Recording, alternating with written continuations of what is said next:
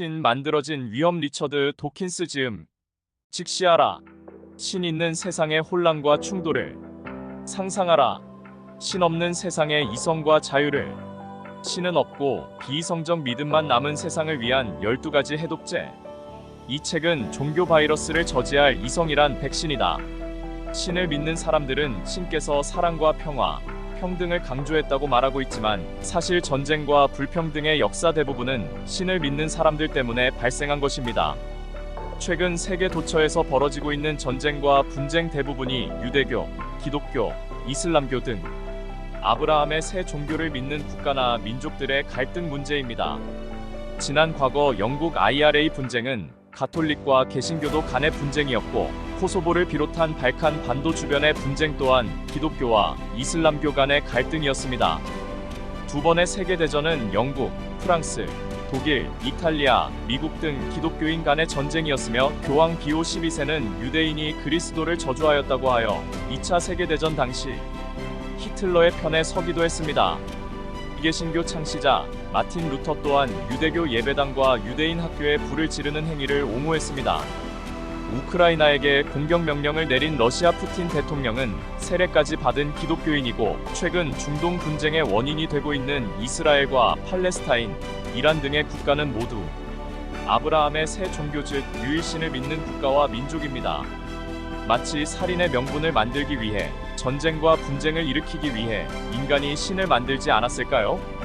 그런 관점에서 책 신 만들어진 위험을 소개하고자 합니다. 중량 내용으로 미흡할 수 있으니 직접 읽어보길 권유드립니다.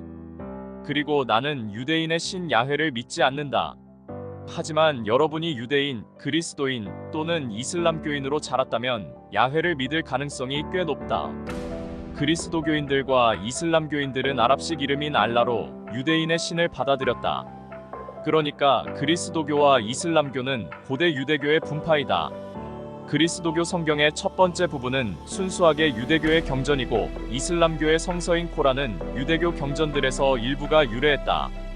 유대교, 그리스도교, 이슬람교를 함께 묶어 흔히 아브라함 종교라 부르는데, 세 종교 모두 신화상의 족장 아브라함으로 거슬러 올라가기 때문이다. 결국 예수의 처형을 승인한 로마 총독 본디오 빌라도는 물을 달라고 해 손을 공개적으로 씻음으로써 자신은 그 일에 어떠한 책임도 없음을 알렸다. 유대인은 그 사람의 피에 대한 책임은 우리와 우리 자손들이 지겠습니다. 마테오의 복음서 27장 25절라고 외쳤을 때 책임을 인정한 것이라고 여겨진다. 그동안의 역사에서 유대인이 겪은 잔인한 박해는 대체로 이 말에 기인한다. 현재 그리스도교와 이슬람교가 일신교도인지도 석연치 않다. 예컨대 그들은 사탄 그리스도교 또는 샤이탄 이슬람교이라 불리는 사악한 마귀의 존재를 믿는다.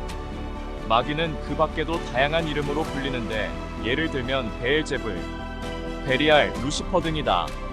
그리스도인과 이슬람교도는 마귀를 신이라 부르지는 않지만 신과 같은 힘을 가진 자로 간주하며 마귀가 사악한 힘으로 신의 선한 힘에 맞서 장대한 전쟁을 벌인다고 생각한다. 특히 미국과 이슬람 국가들에서 무신론자에게 겨눠지는 아주 괴상한 비난 중 하나는 무신론자들이 사탄을 숭배한다는 것이다. 당연히 무신론자는 선한 신을 믿지 않는 것만큼이나 악한 신도 믿지 않는다. 무신론자는 초자연적인 것은 어떤 것도 믿지 않는다. 오직 종교인들만이 사탄을 믿는다. 영국의 귓속말 놀이 또는 미국의 전화기 놀이라는 파티용 게임이 있다. 예를 들어 10명이 한 줄로 늘어선다고 하자. 첫 번째 사람이 두 번째 사람에게 뭔가 어떤 이야기를 속삭인다. 두 번째 사람은 그 이야기를 세 번째 사람에게, 세 번째 사람은 네 번째 사람에게 속삭이는 식으로 끝까지 이어간다. 마침내 이야기가 10번째 사람에게까지 도달하면 그는 자신이 들은 이야기를 모두에게 말한다. 애초에 이야기가 특별히 간단하고 짧지 않은 한 크게 바뀌어 있기 마련이고, 대개는 우스꽝스럽게 바뀐다. 10명을 거치는 동안 바뀌는 것은 단어만이 아니다. 이야기의 중요한 내용도 바뀐다. 최근까지 아무도 내 복음서를 의심하지 않았다. 심지어 영어에는 복음서에 있는 진리라는 속담까지 있는데 절대적 진리를 뜻한다. 하지만 19에서 20세기에 특히 독일 학자들이 연구한 뒤로 지금은 그 속담이 공허한 메아리가 되었다. 누가 복음서들을 썼을까? 그리고 언제 썼을까? 많은 사람이 마테오의 복음서는 예수의 12제자 중 한 명인 세금 징수원 마테오가 썼다고 잘못 알고 있다. 그리고 요한의 복음서는 12제자 중 또 한 명으로 예수가 사랑한 제자로 알려지게 된 요한이 쓴 것이라고 생각한다. 또한 마르코의 복음서는 예수의 수제자 베드로의 젊은 범 마르코가 썼으며 루가의 복음서는 바올로의 친구인 의사 루가가 썼다고 알고 있다. 하지만 아무도 이 복음서들을 실제로 누가 썼는지 짐작조차 못한다. 우리는 네 복음서 가운데 어느 것에 대해서도 설득력 있는 증거를 가지고 있지 않다. 훗날 그리스도인들이 각 복음서 윗부분에 편의상 이름을 끼워 넣었을 뿐이다. 틀림없이 A, B, C, D 같은 무미건조하고 중립적인 라벨을 붙이는 것보다는 나아 보였을 것이다. 오늘날 어떤 진지한 학자도 복음서들이 목격자에 의해 쓰였다고 생각하지 않고 학자들은 네 복음서 중 가장 오래된 마르코의 복음서조차 예수가 죽은 지 약 3540년 후에 쓰였다는 데 동의한다. 루가의 복음서와 마테오의 복음서는 그 이야기의 대부분을 마르코의 복음서에서 가져왔고 일부는 크유라고 알려진 지금은 사라지고 없는 그리스 문서에서 가져왔다. 복음서들에 있는 모든 내용은 마침내 문자로 기록될 때까지 수십 년 동안 말로 전해지면서 귓속말 놀이의 왜곡과 과장을 겪었다. 위대한 미국 작가 마크 트웨이는 이렇게 말했다고 한다. 진실이 신발을 신는 동안 거짓말은 지구 반바퀴를 돌 수 있다. 악의적인 거짓말뿐 아니라 사실이 아니지만 말하기 즐겁고 재미있는 훌륭한 이야기도 전염성이 강하다. 어떻게 해서 사실이 아닌 이야기가 재미있다는 이유로 또 사람들의 기대나 편견에 부합한다는 이유로 퍼져나가는지를 잘 보여주는 대표적 사례가 있다. 먼저 배경 지식이 좀 필요하다. 여러분은 아마 휴거에 대해 들어봤을 것이다. 최근에 몇몇 설교자와 작가들이 성경 속 특정 구절을 근거로 주로 미국에 사는 수천 명의 사람에게 다음과 같은 것들을 믿으라고 부추겼다. 착하게 살아서 선택된 소수의 운 좋은 사람들이 머지않아 갑자기 하늘로 들어올려져 천국으로 사라질 것이다.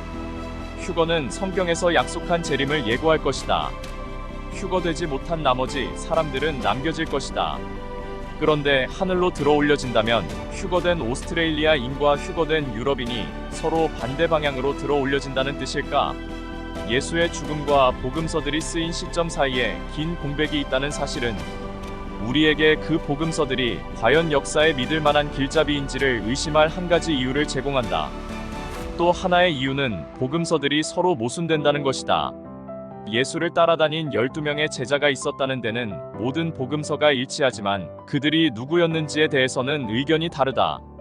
마테오의 복음서와 루가의 복음서는 마리아의 남편 요셉이 다윗 왕의 직계 자손이라고 주장하지만 그 사이의 조상들은 두 책에서 완전히 다르다.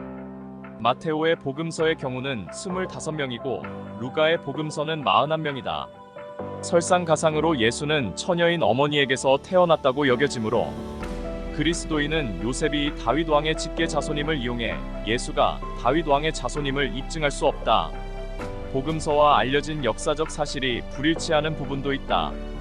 예컨대 로마 통치자와 그들의 행적에 관한 사실이 그렇다. 마테오와 루카가 예수를 베들레헴에서 태어나게 한 것도 예언을 실현하겠다는 결심 때문이다. 구약에 등장하는 또 한 명의 예언자 미가는 유대인의 메시아가 다윗의 도시 베들레헴에서 태어날 것이라고 예언했다. 요한의 복음서는 충분히 합리적이게도 예수가 그의 부모가 살았던 나자렛에서 태어났다고 추정한다. 요한은 예수가 실제로 메시아라면 어떻게 나자렛에서 태어날 수 있는지 놀라는 사람들에 대해 이야기한다. 마르코는 예수의 출생에 대해 전혀 언급하지 않는다. 하지만 마테오와 루가는 둘 다 미가의 예언을 실현하고 싶었고 둘 다 예수의 출생지를 나자렛에서 베들레헴으로 옮길 방법을 허둥지둥 찾았다. 불행히도 그들은 서로 모순되는 두 가지 다른 방법으로 문제를 해결했다. 루가의 해결책은 로마 황제 아우구스투스가 징수하는 세금이었다. 루가에 따르면 이 세금은 인구조사 때 징수되었다. 여기서 루가는 날짜를 뒤죽박죽 섞어버렸다. 현대 역사가들이 알기로 그 이야기에 딱 맞는 시점에 로마에는 인구조사가 없었기 때문이다. 하지만 이 부분은 그냥 넘어가자. 인구조사에 제대로 반영하기 위해서는 모든 사람이 자신의 출신 도시로 가야 했다. 요셉은 실제로 나자렛에 살았지만 그의 출신 도시는 루카에 따르면 베들레헴이었다. 왜일까? 미가의 예언을 실현하는 마테오의 방법은 달랐다. 그는 베들레헴이 마라아와 요셉의 고향이고 그렇기 때문에 예수가 그곳에서 태어났다고 추정한 것 같다. 마테오의 문제는 나중에 그들을 어떻게 나자렛으로 옮기는가였다. 그래서 그는 사악한 헤로데 왕의 귀에 예수가 베들레헴에서 태어났다는 소문이 들어가게 했다. 예언자가 말한 새로운 유대인의 왕이 자신을 왕좌에서 몰아낼까봐 두려웠던 헤로데는 베들레헴에서 태어난 모든 사내 아이를 죽이라고 명령했다. 신은 천사를 내려보냈고 그 천사는 요셉의 꿈에 나타나 마리아와 예수를 데리고 이집트로 도망치라고 말했다. 신화는 당연히 가치가 있다.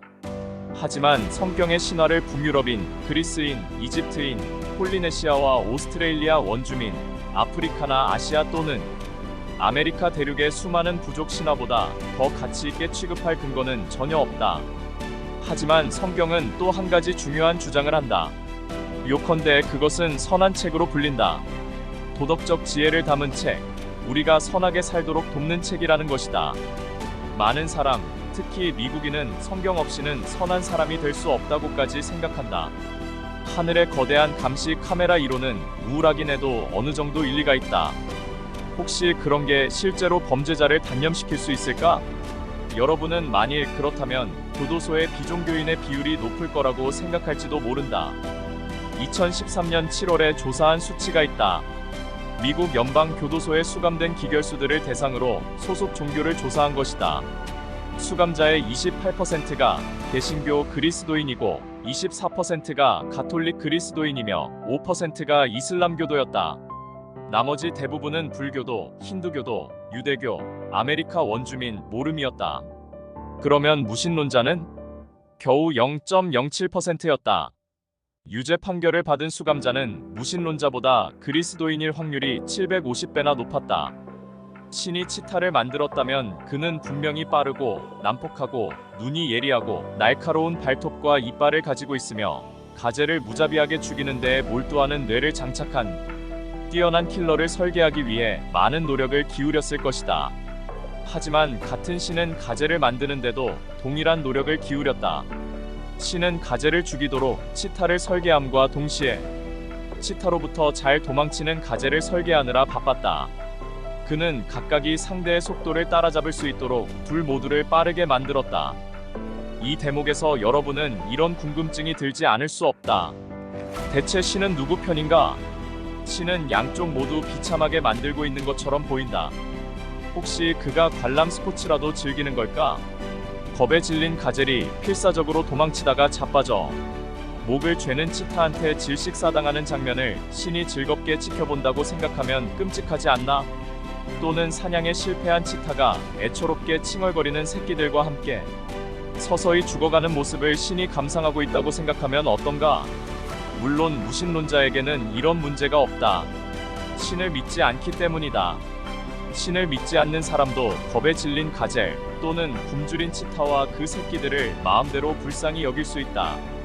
하지만 무신론자는 신을 믿는 사람과 달리 치타와 가젤의 상황을 설명하는데 아무런 어려움이 없다. 다윈의 자연 선택에 의한 진화가 그 상황 마이너스 그리고 생명에 관한 그 밖의 모든 것을 완벽하게 설명해주기 때문이다. 지금까지 책보다 남자였습니다. 그럼 다음에 또 다른 작품으로 인사드리겠습니다. 감사합니다.